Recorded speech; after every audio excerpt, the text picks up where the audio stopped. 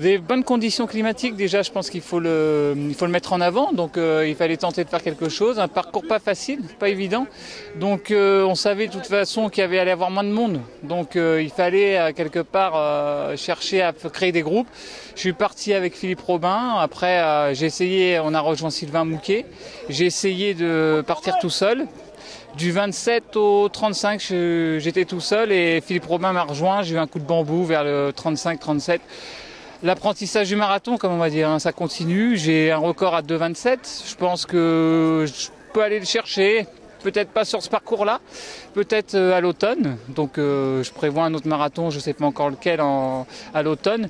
Et voilà, je pense qu'il faut d'abord, avant tout, se faire plaisir. Puis si le plaisir est là, le chrono va sortir. Donc voilà. Et ça veut dire que ça fait 2 ans et demi que je me suis lancé sur le marathon.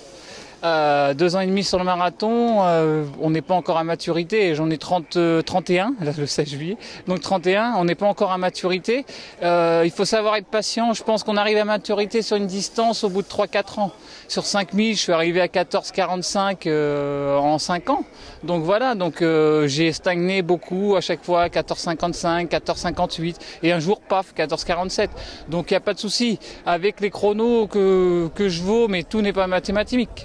J'ai un record à 1h08,32 sur semi, j'ai un record à 31,17, c'est jouable. Mais il faut savoir être patient, il faut savoir apprendre à travers les marathons, il faut savoir aussi se dire que la perf elle peut sortir dans 3 ans. Hein.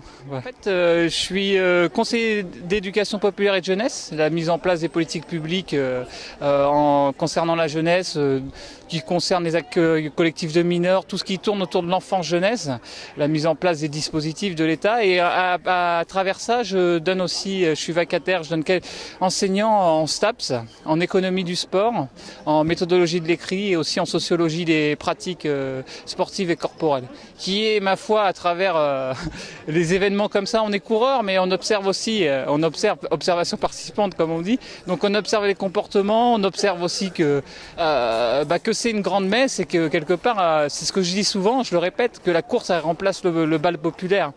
Avant, il y avait le bal populaire le dimanche. Maintenant, ça y est, là, c'est ce qui remplace. Là, c'est la nouvelle foire à tout, on va dire, quelque part. Et l'analyse sur l'épreuve d'hier, alors peut-être la Rochambelle, 18 000 filles qui viennent courir. Ouais, un effet de masse qui perdure, puisque si je me rappelle bien, cette course a dû démarrer il y a 4-5 ans, peut-être. Ouais, 4-5 ans, ils ont démarré tout doux, et là, ça monte.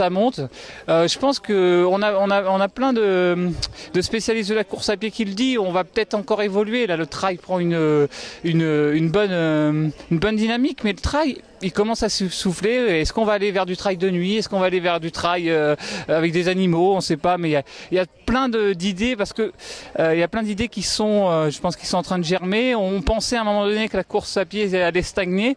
Je vois toujours autant de coureurs sur les bords des routes. Quand je regarde, j'analyse le nombre de participants sur les courses, ça ne diminue pas.